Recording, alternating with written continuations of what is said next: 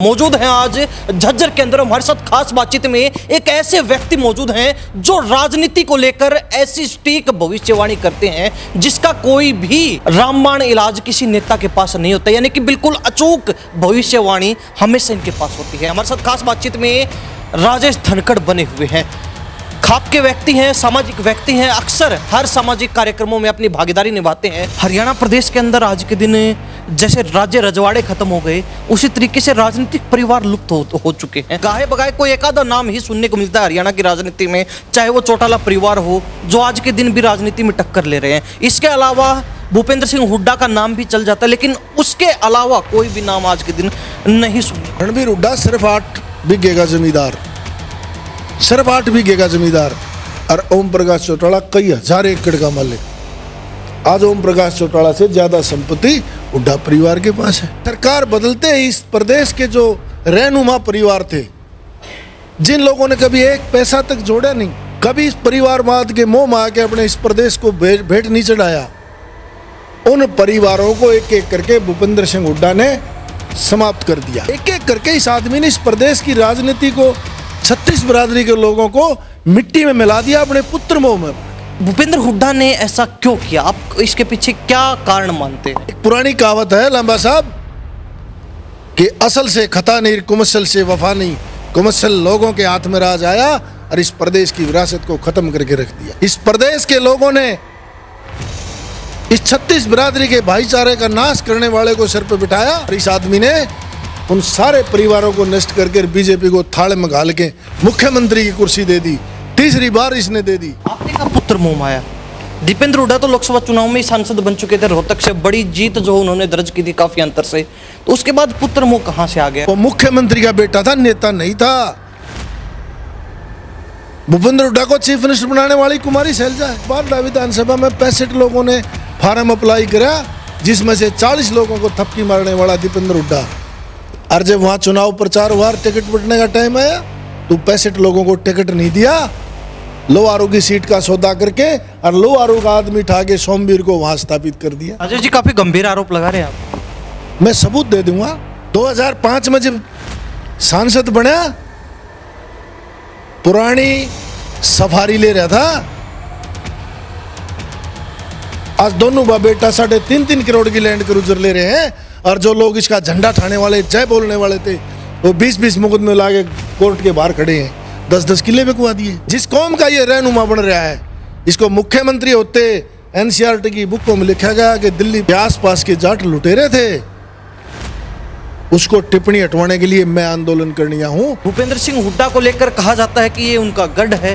क्या कहेंगे? हर राजनीतिक दल आज रोहतक में ही अपनी जड़ें जमाने के लिए हाथ पैर मार रहा है, कोशिशें कर। अगर बाबू बेटा किसानों के मसीहा हैं और किसान की औलाद है, किसान के बेटे हैं, तो पूरे प्रदेश में 2 बड़द और हड़ मंगा लेना।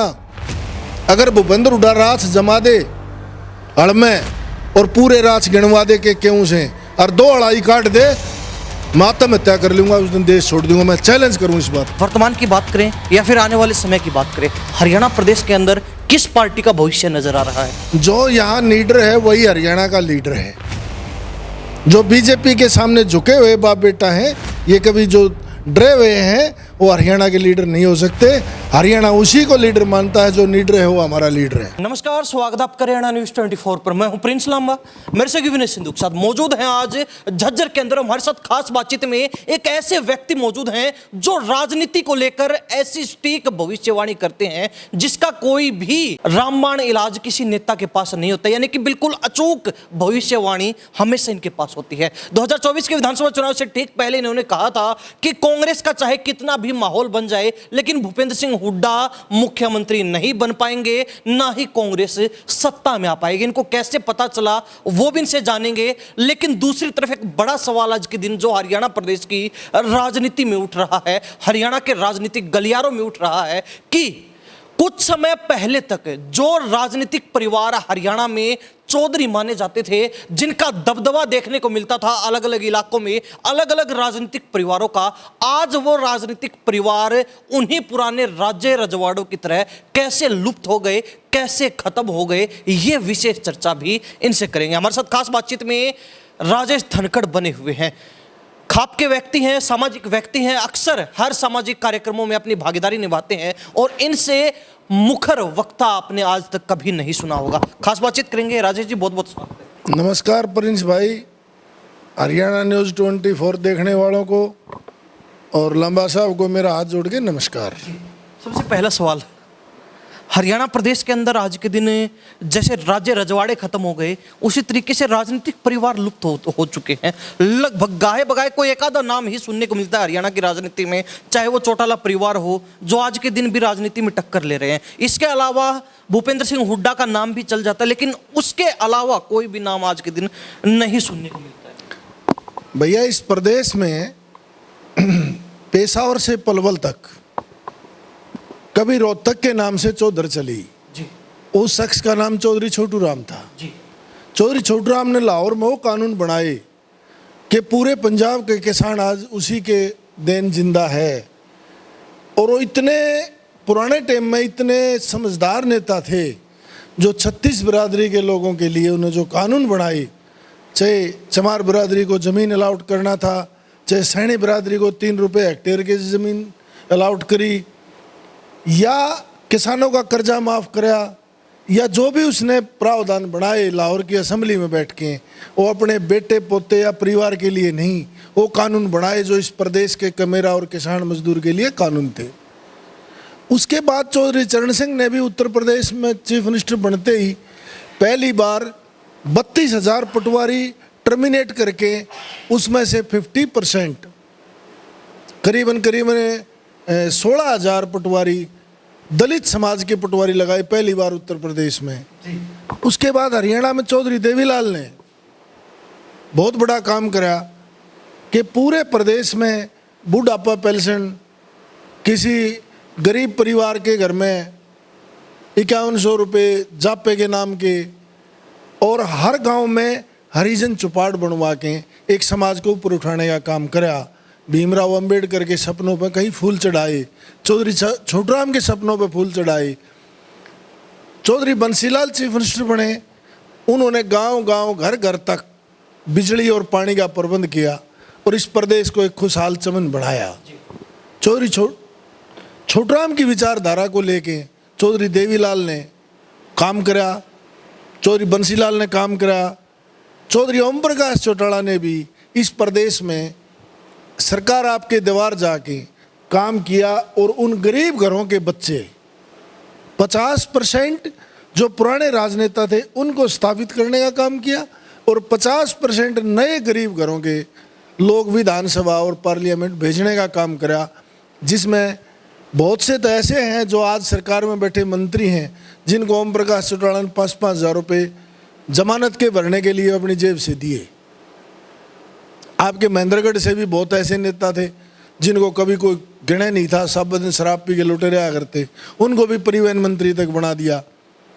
किसी गरीब आदमी को डीसीएसपी के सामने एक जो काट की टाटियाँ लगती थी उनको हटवा दिया। ऐसे ऐसे कानून बना गए वो प्रदेश में कि गरीब आदमी का कर्जा माफ़ करके, उनको अधिकार दे के, उनके जापे का खर्चा दे के, ऐसे कानून बनाए इस प्रदेश में कि भाई देश खुशहाल और प्रदेश खुशहाल रहे। और 36 बिरादरी का जो हरियाणा में 2005 से पहले भाईचारा था वो इतना मजबूत था कि हमारे 35 बिरादरियों के गोत मिलते हैं। जो जाट का गोत है वो चमार का भी है, वो वाल्मीकि का भी है, वो खत्ती का भी है, वो लोहार का भी है, वो धानक का भी है, वो बावरिया का भी है, वो ठाकर का भी है, वो सब बिरादरियों के गोत मिलते हैं। ये कौमें बनाई जातियाँ नहीं थी। तो अगर गोत मिलते हैं तो निश्चित तौर पे हमारे पूर्वज भी एक थे। ये कुछ मनुवादी लोगों ने छुआछात बना के हमारे को अलग करने का काम किया। राजेश जी, मैं रोकना चाहूँगा, आपने कहा 2005 के बाद कुछ ऐसा परिवर्तन हुआ कि लोगों की विचारधारा बदल गई, मानसिकता बदल गई, लोगों की सोच बदल गई और हरियाणा प्रदेश से ये राजनीतिक परिवार भी कहीं ना कहीं बदलते बदलते लुप्त से हो गए, यही कहना चाहते हैं? हाँ, क्या वजह इसके पीछे? इसकी वजह यह है कि जो इस प्रदेश के रुखाड़े परिवार थे, जो सामाजिक ताना बाना और किसान का काम करके विधानसभा पहुंचे थे, चौधरी बंसीलाल ने हड़जोड़ा, चौधरी ओम प्रकाश चौटाला ने एक पैर कमजोर होते हुए भी अपने किसान का काम संभाला, बड़े जमींदार थे इस प्रदेश के। पंडित भगवत दयाल ने भी आज़ादी में जेल काटी। चौधरी लहरी सिंह, चौधरी माड़ूराम, चौधरी रजक राम और पंडित चरणजी लाल, इन लोगों ने, चौधरी चांदराम, चौधरी दलवीर सिंह, यानी 36 बिरादरी के जो राज परिवार थे, उन लोगों ने कभी धन नहीं जोड़ा। ऐसे ऐसे नेता हुए इस प्रदेश में, चौधरी माड़ूराम मलिक के से, जो 3-3 बार मंत्री होने के बाद भी रहने के लिए घर नहीं था। मैंने इस देश में ऐसे ऐसे मंत्री देखे। अब 2 साल पहले उनका स्वर्गवास हुआ है, शरद यादव जी का, किराए के फार्म में एक्सपायर हुए हैं। रणबीर हुड्डा सिर्फ 8 बीघे का जमींदार, सिर्फ 8 बीघे का जमींदार, और ओम प्रकाश चौटाला कई हजार एकड़ का मालिक। आज ओम प्रकाश चौटाला से ज्यादा संपत्ति हुड्डा परिवार के पास है। कोई जवाब देगा इस चीज का?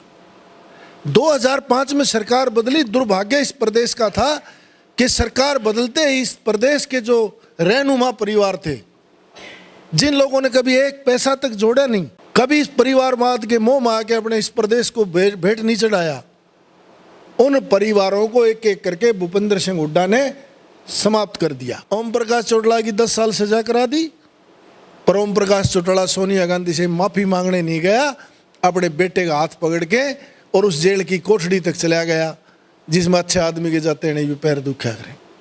और सबसे बड़ा अगर दुनिया में कोई उदाहरण है तो उस शख्सियत का नाम ओम प्रकाश चौटाला है, जो जेल में रहते +2 कर गया।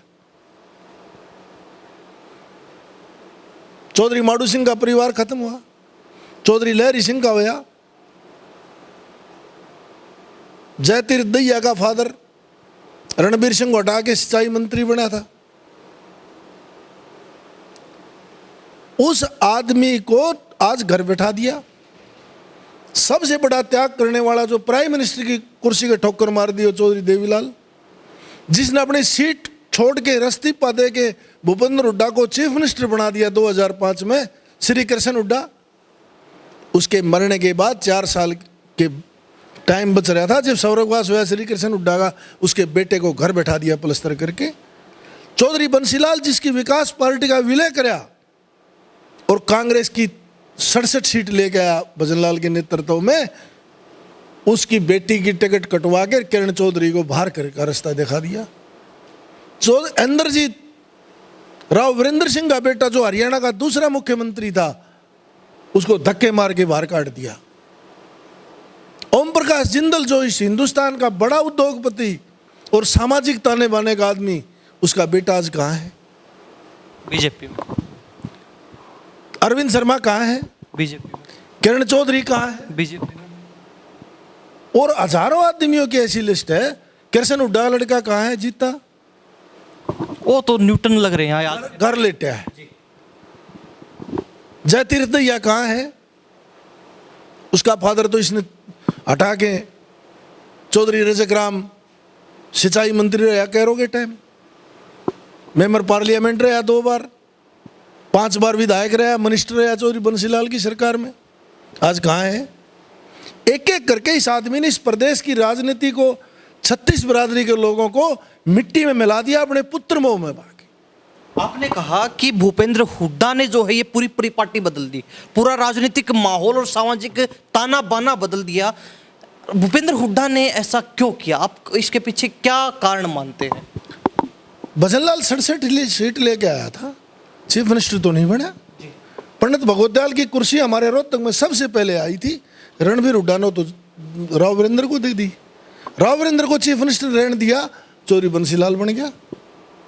चौधरी बंसीलाल ने वो ताकत दिखाई, 12 साल चीफ मिनिस्टर रहा, देश का रक्षा मंत्री रहा। चौधरी बंसीलाल इस देश का रेल मंत्री रहा। चौधरी भजनलाल इस देश का कृषि मंत्री रहा। चौधरी भजनलाल इस देश का उप प्रधानमंत्री रहा। जिस आप गढ़ की, जिस चौधरी की आप बात कर रहे हो, वो आदमी तो कभी रोहतक से बाहर तक नहीं निकला। फिर तो मैं तो एक बात कहूंगा कि इस चौधरी से अच्छा तो चौधरी मनोहर लाल और है, जो रोहतक का जन्म लेने वाला है। उसको मनोहर लाल खट्टर नहीं, चौधरी मनोहर लाल खट्टर कहना चाहिए, जो इसकी कुर्सी के लात मार के आज सेंटर में भी मंत्री है। उसने तो किसी विरासत को नहीं खोया। बंसीलाल के परिवार में भी आज राज है, इंद्रजीत के परिवार में भी राज है, 2 विधायक देवीलाल के परिवार में भी हैं।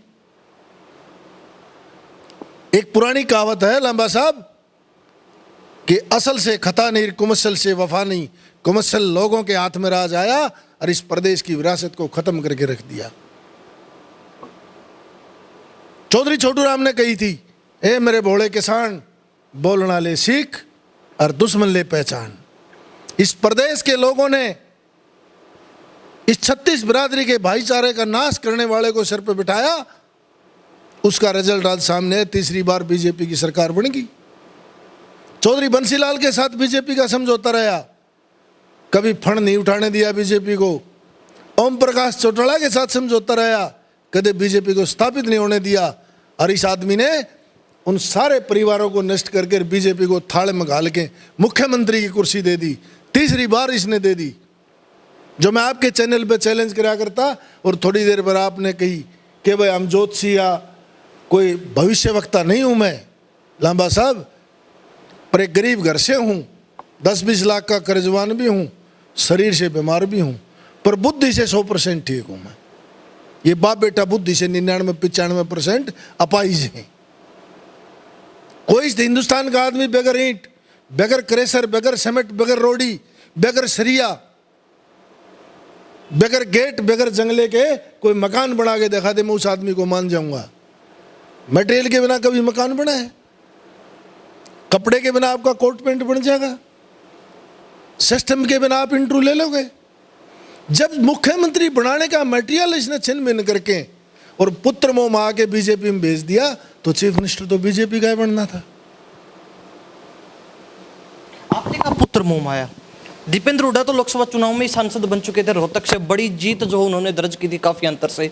तो उसके बाद पुत्र मोह कहां से आ गया? क्योंकि सांसद थे, भूपेंद्र हुड्डा विधानसभा का चुनाव लड़ रहे थे। दीपेंद्र हुड्डा जो सांसद बना, वो तो अमेरिका से एक पढ़ता स्टूडेंट लाके यहाँ लोगों को थोपया था। वो मुख्यमंत्री का बेटा था, नेता नहीं था। भूपेंद्र हुड्डा को चीफ मिनिस्टर बनाने वाली कुमारी शैलजा है, इंद्रजीत है, अरविंद शर्मा है, नवीन जिंदल है, धर्मवीर सिंह है। इन लोगों ने, अवतार बढ़ाना जैसे लोगों ने हाथ उठाया था कि चीफ मिनिस्टर इसको बना दें। जब जो 4-4 वर्ग के सांसद थे, राज परिवारों के लोग थे, उनको मानस पहचानने में भूल होगी। ये रोहतक के भोले लोगों ने चौधरी के नाम पे इसको ताज सजा दिया और इसने हरियाणा में बीजेपी को स्थापित करके उस बेटे को स्थापित करने के लिए 2600 लोगों का फार्म अप्लाई करा दिया। आपके नजदीक लगता बारडा विधानसभा में 65 लोगों ने फार्म अप्लाई करा, जिसमें से 40 लोगों को थपकी मारने वाला दीपेंद्र हुड्डा। और जब वहां चुनाव प्रचार हुआ, टिकट बंटने का टाइम आया, तो 65 लोगों को टिकट नहीं दिया। लोहारू की सीट का सौदा करके और लोहारू का आदमी ठा के सोमवीर को वहां स्थापित कर दिया। वो 65 के 65 हवा में उड़ा दिए। सोना से लोगों को, जिन लोगों ने टिकट का फार्म भरा, सब लोगों को हवा में उड़ा दिया।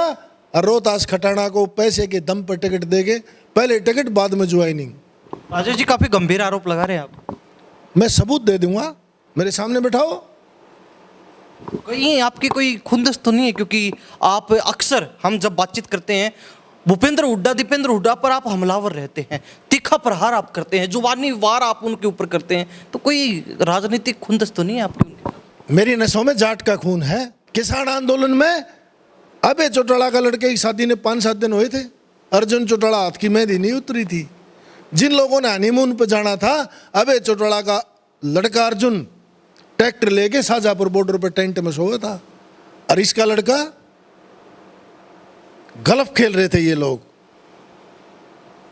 दिल्ली में गलियों में पिकनिक मना रहे थे। किसान की औलाद का ये हाल नहीं होता।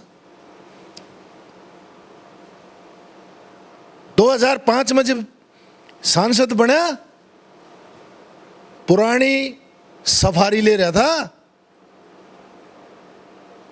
आज दोनों बाप बेटा 3.5 करोड़ की लैंड क्रूजर ले रहे हैं। और जो लोग इसका झंडा ठाने वाले, जय बोलने वाले थे, वो 20-20 मुकदमे लाके कोर्ट के बाहर खड़े हैं। 10-10 किले बिकवा दिए। आज राजेश जी का लग रहा है कि थोड़ा इनेलो प्रेम जाग गया। मेरा कोई इनेलो प्रेम नहीं। मेरा आज तक किसी पार्टी से कोई लेना देना नहीं। मेरा कैसे इनेलो प्रेम है? मेरा कोई इनेलो प्रेम नहीं, ना मेरा किरण चौधरी से प्रेम है। उस बेचारी के धोखा कराया, हम उसके भी साथ खड़े थे। चौधरी ओम प्रकाश चौटाला की सजा हुई, हम ओम प्रकाश चौटाला के लिए भी तैयार थे।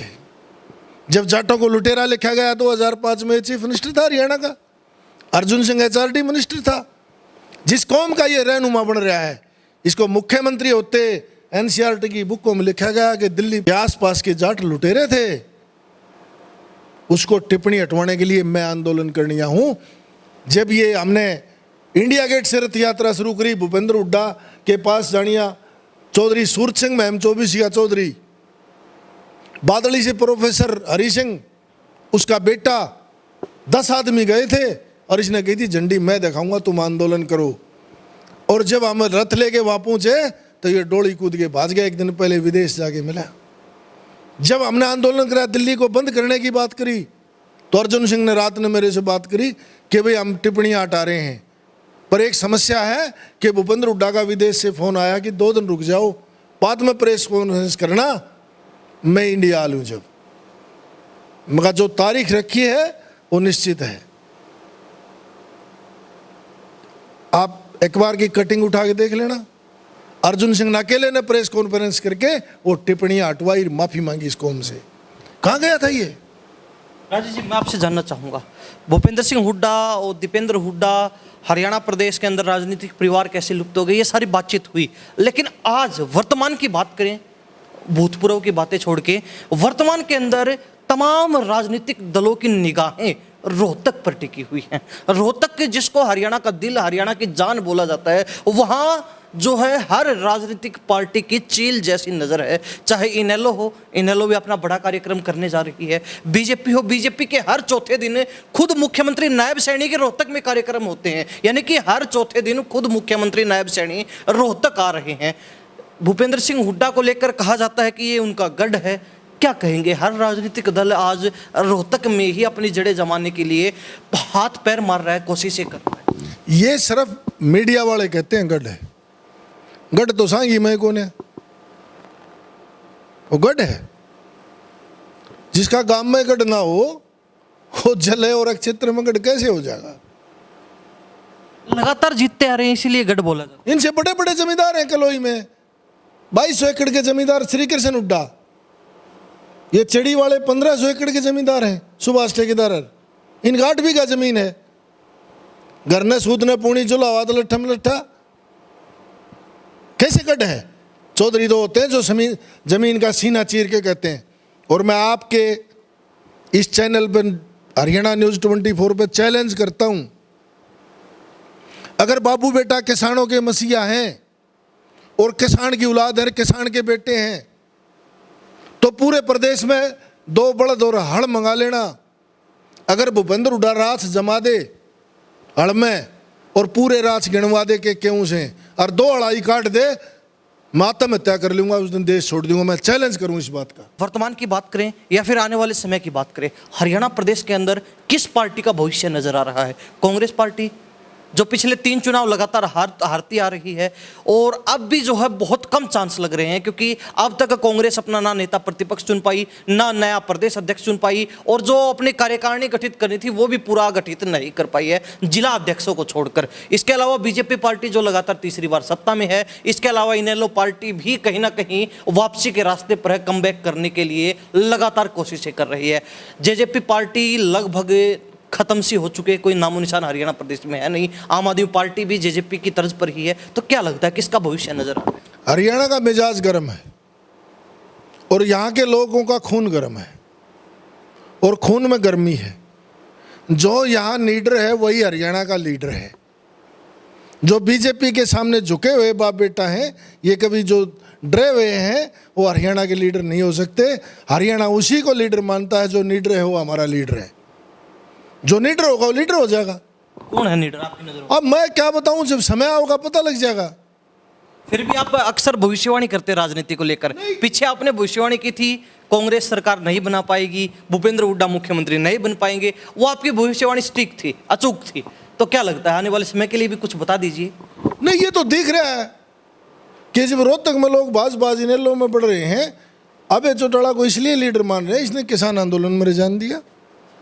किसान आंदोलन में 2 हॉस्पिटल बनवाए, सारे किसानों को कूलर पंखे का प्रबंध करा, और जाट आंदोलन में 1 करोड़ रुपए की घोषणा करी, और 10 EM आगे सबसे पहले ये बात कही कि मैं जाट पहले हूं, राजनीतिक बाद में हूं।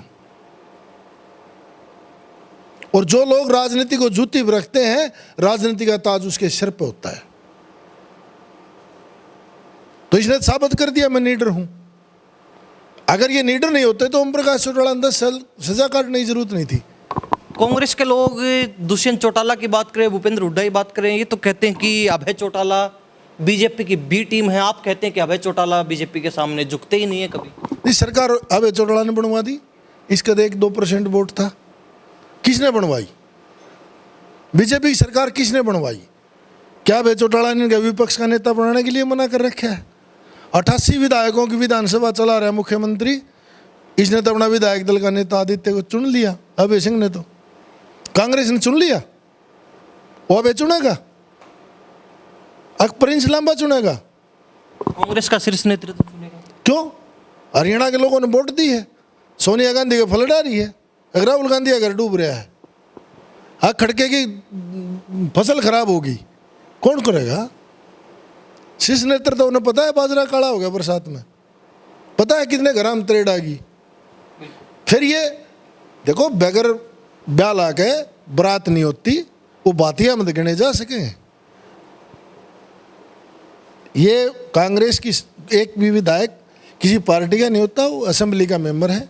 88 विधायक मुख्यमंत्री के साथ है, अच्छी सरकार चला रहा है, जितना नाश करना था उतना करा दिया। विपक्ष का खींचातानी इसका काम है, या तो मैं या कोई नहीं। ना क्या कारण है कि विपक्ष का नेता नहीं चुना जा रहा? इलेक्शन होगा दोबारा, अगर ट्रंप आओगा इनको बनाने के लिए। ये बीजेपी से मिले हुए लोग हैं। विपक्ष का नेता होता तो प्रदेश में डांटता, और 10 साल तक खट्टर साहब को शेर शायरी सुनाता रहा। क्यों? दोनों एक पड़ोसी हैं। खट्टर साहब का जीवन यही तो बीता है पूरा। राजेश जी, बहुत बहुत धन्यवाद, आपने बातचीत की अपना कीमती समय। धन्यवाद। हमारे साथ खास बातचीत में राजेश धनखड़ बने हुए थे। चर्चा की हरियाणा के राजनीतिक माहौल को लेकर, किस तरीके से हरियाणा में तमाम राजनीतिक परिवार, तमाम राजनीतिक राजघराने विलुप्त से हो चुके हैं, और हरियाणा प्रदेश में कौन सी पार्टी का आने वाले समय में भविष्य नजर आ रहा है, कौन सी पार्टी मजबूती के साथ एक तगड़े पिल्लर के रूप में, स्तंभ के रूप में खड़ी नजर आएगी आने वाले दिनों में। तमाम चीज़ों को लेकर चर्चा की। इन्होंने भी अपने जो है ज्वलनशील विचार आपके सामने रखे हैं। आप इनके विचारों को लेकर क्या सोचते हैं, कमेंट के माध्यम से जरूर लिख दीजिए। इन्हीं सब बातों के साथ मैं प्रिंस लांबा, मेरे से विनय सिंधु के साथ हरियाणा न्यूज़ 24। नमस्कार, जय हिंद।